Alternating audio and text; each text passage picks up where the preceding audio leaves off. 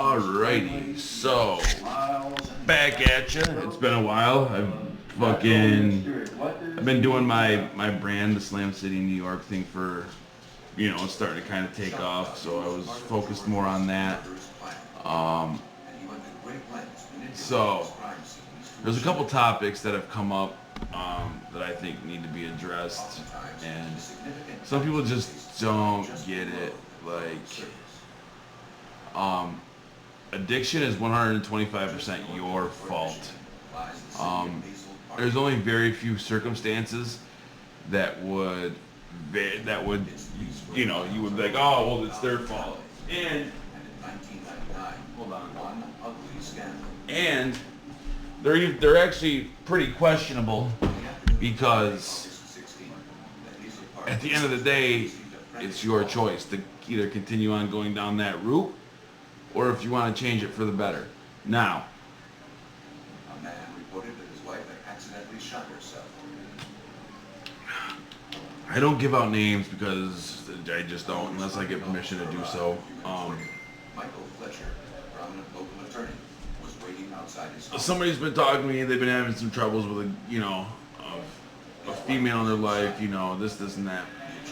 Well, she told me that he is getting blamed. She's putting the blame on him for his drug problem, or her drug problem, sorry. No, nobody is responsible for your drug problem, okay? You are 125% responsible for what you do, okay? At the end of the day, you've made that choice and you're running with it. Now, so he had made a post on fucking Facebook or it said, it's not my fault you're hooked on drugs. Okay. Then, this genius fucking decides to hit on it and said, well, you can blame other people for your drug problem. And nope. In my circumstances, to think that you could only blame somebody for your drug addiction is if every time you were around this person, they held you against your will, stabbed you, made you smoke it, or shoveled it up your nose.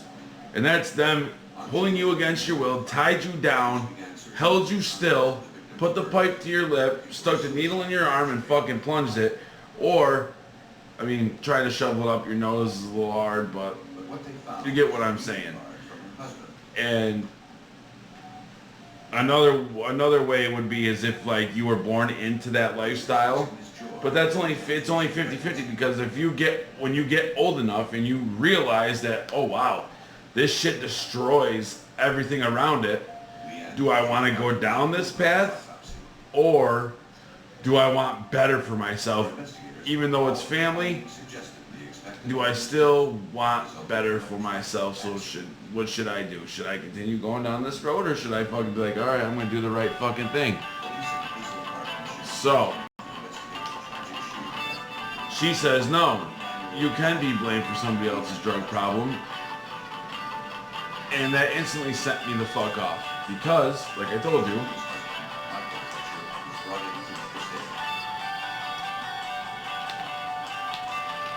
it's your fault.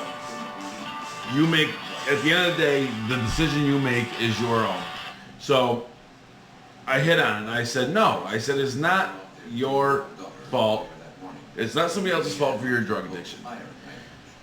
She comes back and says, well, if you're with somebody and they beat the ever-living shit out of you and you go to the hospital and they get you loaded up on painkillers, mentally, the blame is, oh, well, if he didn't beat my ass, I wouldn't have been in the hospital and I wouldn't have had to get put on painkillers.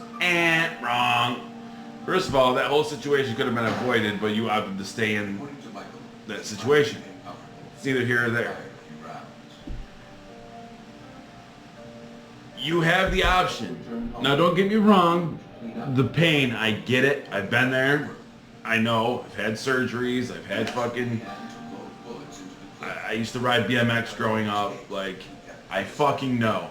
And I get it. But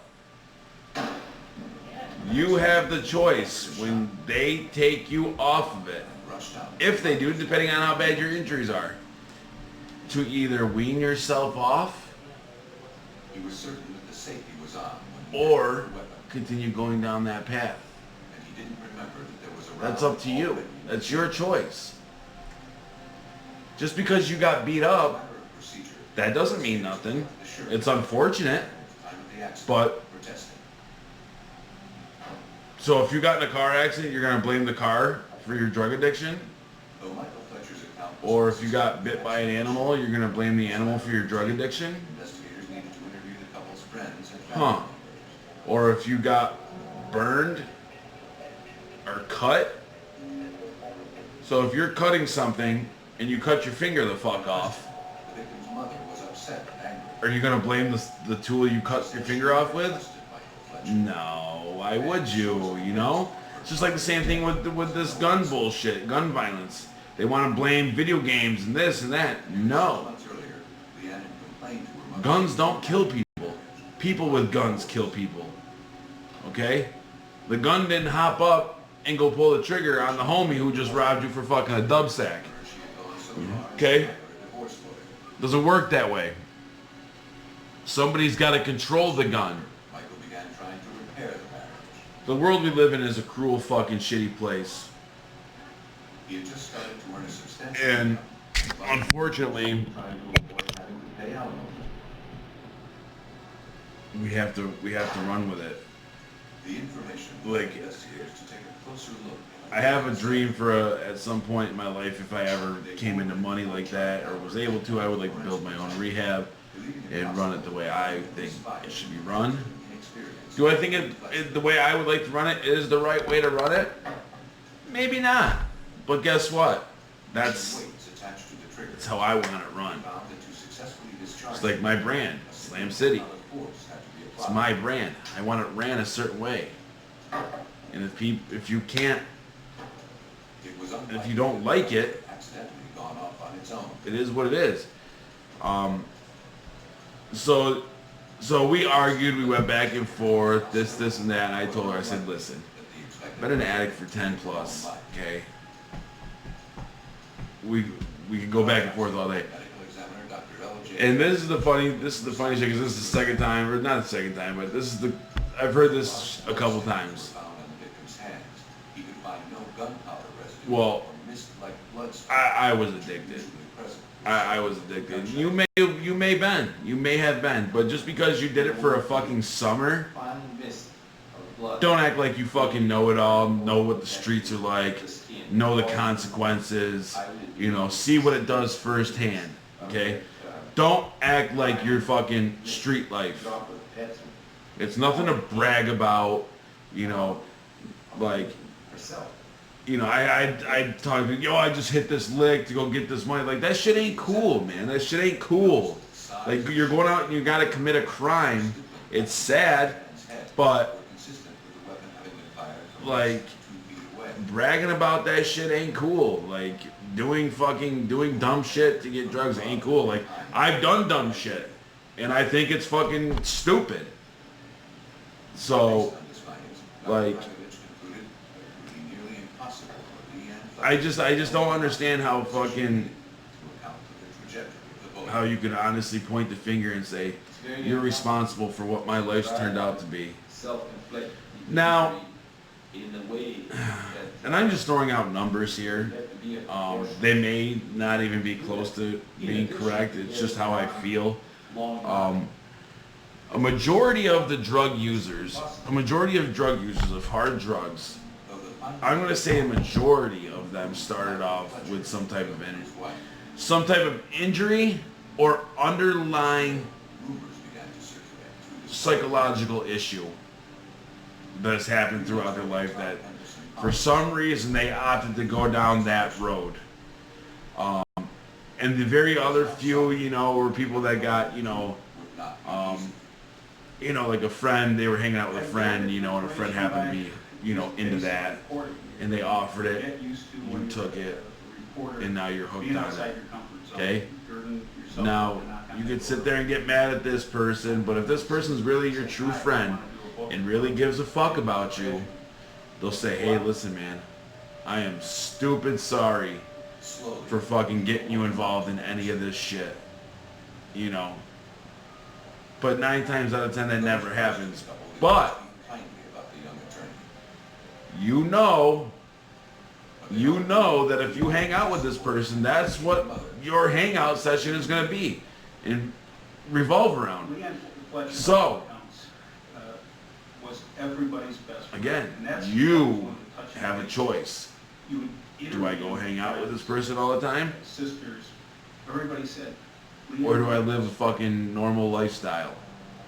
And then you got the people who just want to party, you know, and then all of a sudden they've partied with the same drug too long and now they're hooked on it.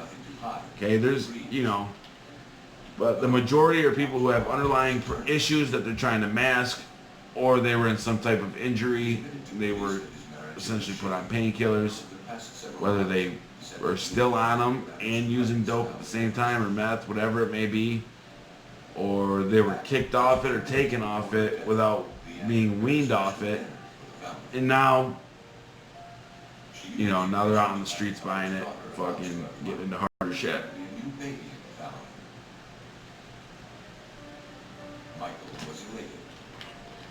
Now, the whole thing with like Suboxone, methadone, Subutex, fucking the shot, Vivitrol, the Vivitrol shot. Everyone's always, oh, that's just government drugs, this, and that. Listen, before the shooting, they were by all accounts. Our government is fucked right now. Until we fucking make some serious moves and legalize some shit, man, so we can actually bring in some fucking gnarly money. Big pharma companies are what run shit, pretty much. It's a vicious circle. I know I've said this in a couple other videos. It's a vicious fucking circle. There's nothing you can fucking do about it. It is what it is. But, like I said this in a couple other videos. If Suboxone, Subutex, methadone, Vivitrol is used properly and the way it's supposed to be, it does its fucking job. And if you wean off it properly, the withdrawal symptoms will not be severe. Like, anytime your body is, anytime you can withdraw from fucking Red Bull, Monster, soda, cigarettes, chewing tobacco, sugar, you know, there's a lot of just legal things that you can withdraw from. But those aren't government drugs, right? Or are they? It's just, you know, and I may not even be right with what I'm saying. This is just how I look at it. You know, I may be looking at it wrong. But don't get it wrong, like, in the vicious circle of addiction, like, you do get tossed around. It is the addiction and get well type shit is like, it's no different than being on the streets. Like, it's a vicious circle. Like, you get tossed around. Like, I tell you what, the one place you want to stay away from is fucking South Florida. South Florida, well, this is because that's where I lived when I was down there. And when you go down there, they say it's the sober capital of the world, and that's where you go. Now, let me tell you, I lived in Boca Raton for fucking approximately 6 months. I was supposed to move down there. Hey, this is my first stint in rehab. I was hooked on painkillers. The day I got out of rehab, my old roommate from the Honda house was already down there in recovery. Let me tell you what. 2 addicts fresh out of fucking rehab? No. Neither one of you fucking ready. No. Take some time to get ready for that shit. You know, he told me everything was good, everything was ready to rock, we were good to go, da-da-da-da-da. As I'm boarding the fucking plane, after a 3-hour fucking delay, this motherfucker decides to call me and tell me that fucking he doesn't have anything ready, and he's still using. Now, he started using heroin before a lot of us did, and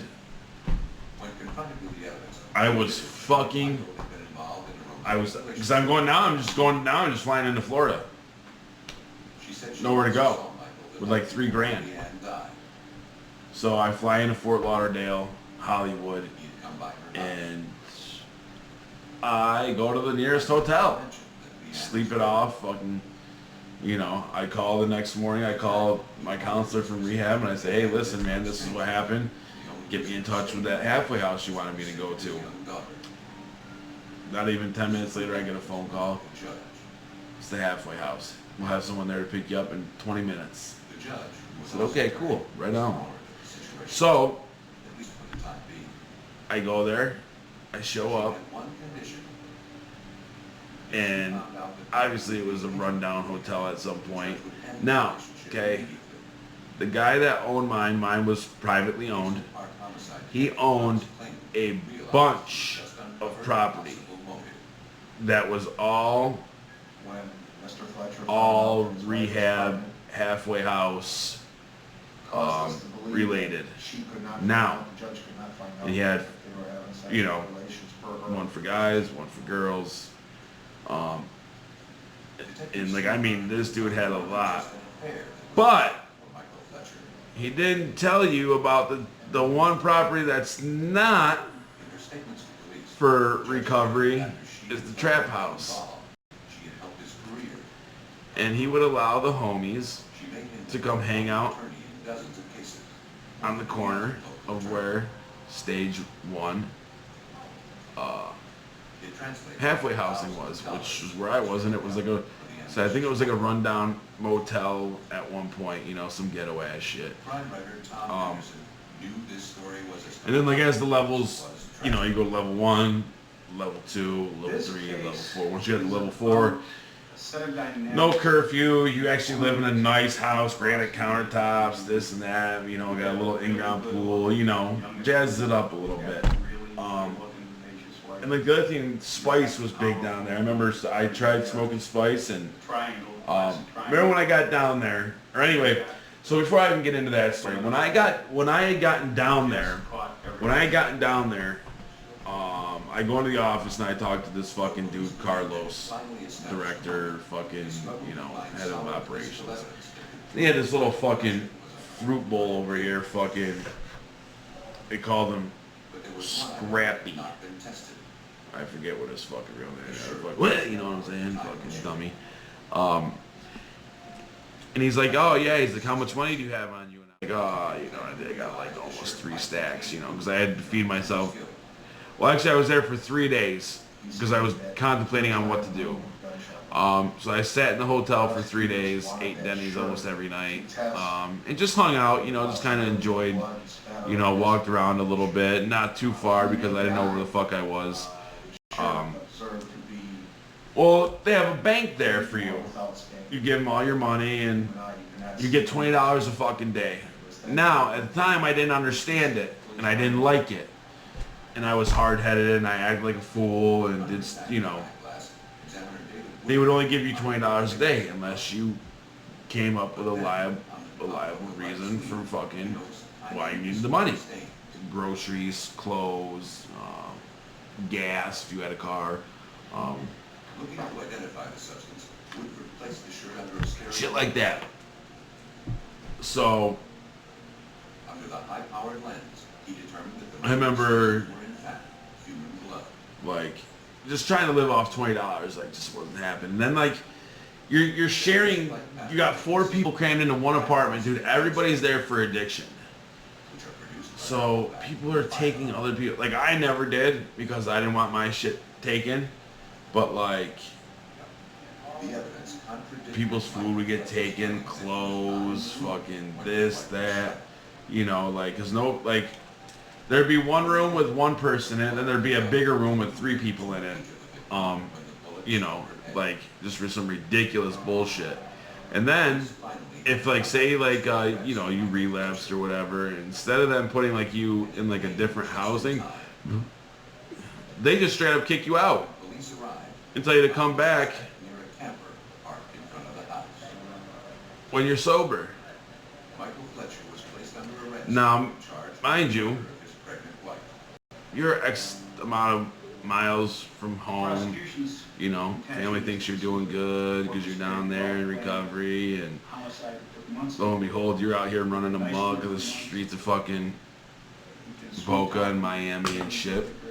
Let me tell you, I went to Miami. Miami's a flashy fucking flashy city. Took her to the gun range not because he wanted her to share a hobby with him. So where do you go? What do? You got no money because they won't give it to you. You gotta, when you get kicked out of there, and if you decide you're not gonna come back, or even if you decide that you're gonna come back, you still want all your money. You're kicking me out. You're giving me my fucking money.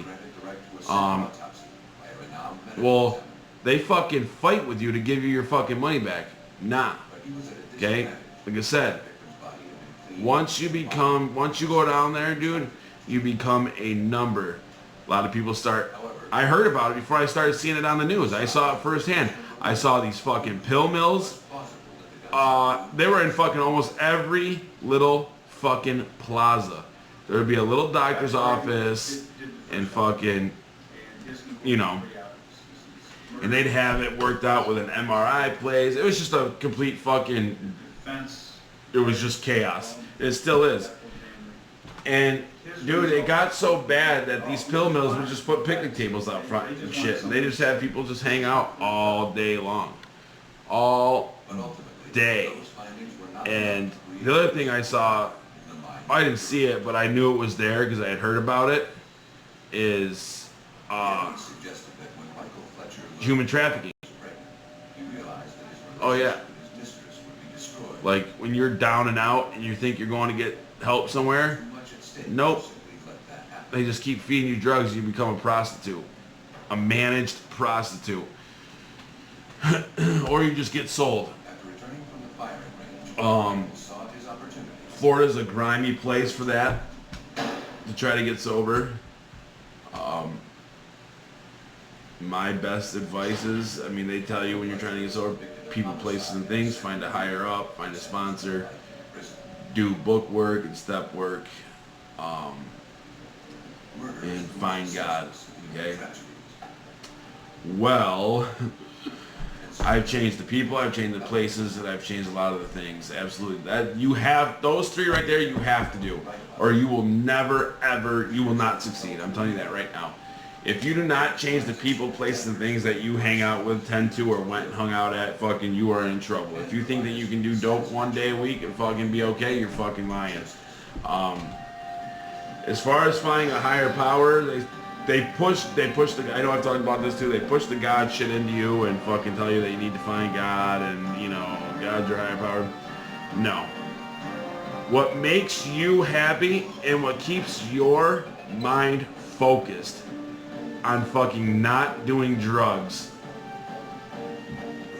that's your higher power, okay? Doesn't have to be a person, it could be a thing, you know? Like, I've heard people say ketchup bottles and, you know, ice cream and, you know, all sorts of weird shit. But hey, these people are sober 15, 16 years. So I don't knock it. A sponsor,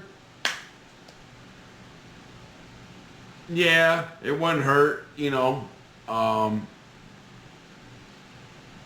doing step work and book work and shit like that. Like, you've already started because you admitted you had a problem. You admitted that you were powerless over your addiction. You know, you admitted that you've hurt people. Now you've got to make amends to the people you've hurt. I don't know them all off the top of my head, but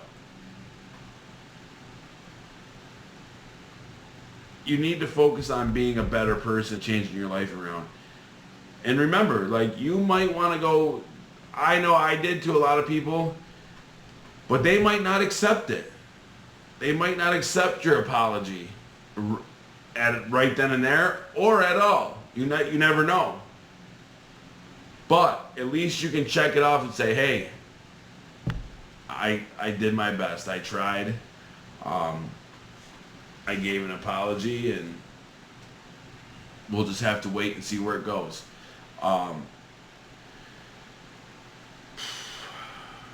What else? Oh yeah, because honestly, you know, I know, there's no forward progress when you're an addict. You're always stuck. You're always stuck in the same place, or you're going backwards. You start going backwards when you start deleting things, as in selling them, and getting rid of everything. Once you get rid of everything, you've gone backwards. Once you've gotten everything, you have nothing left to do, and you're still doing drugs. Now you're at your standstill. Okay. Once you have no money, and you start committing crime, now you're at rock bottom. When you're committing crime, you got no place to live. You know, all his life is drugs, drugs, drugs, drugs. Now you are at bottom. Okay? I mean, you could be at bottom before that, you know, like, you know, once you start selling shit, you know you're on your way to the fucking bottom of the barrel. And it's up to you to get out of it. Me, I like to say I live day to day.